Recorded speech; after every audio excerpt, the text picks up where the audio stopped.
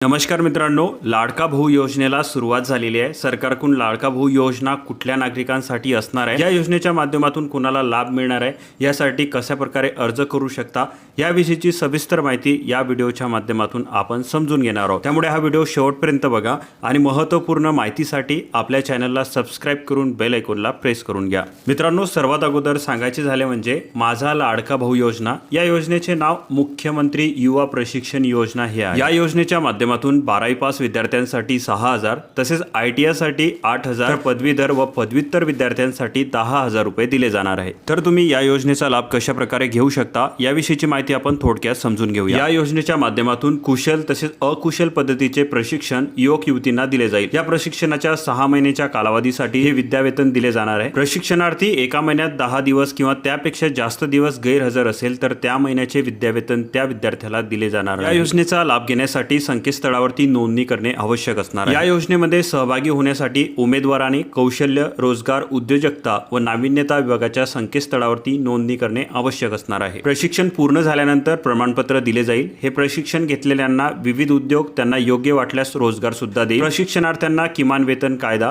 राज्य सरकार कामगार विमा कायदा, कामगार भविष्य निर्वाह निधी कायदा, कामगार नुकसान भरपाई कायदा प्रशिक्षणाच्या काळात लागू राहणार नाही। तर अशा पद्धतीने 12वी पास विद्यार्थ्यांना 6,000, ITI साठी 8,000 रुपये, तर पदवीधर व पदव्युत्तर विद्यार्थ्यांसाठी 10,000 रुपये देण्यात येणार आहे। शासनातर्फे अशा प्रकारचा GR सुद्धा निर्गमित करण्यात आलेला आहे। अधिक माहितीसाठी तुम्ही आपला डिस्क्रिप्शन मध्ये दिलेला व्हॉट्सअप ग्रुप सुद्धा जॉईन करू शकता। त्यामुळे हा व्हिडिओ गरजू विद्यार्थ्यांपर्यंत जास्तीत जास्त शेअर करा, त्यांच्या पालकांपर्यंत सुद्धा शेअर करा, जेणेकरून गरजू व्यक्तींना या योजनेचा लाभ मिळेल।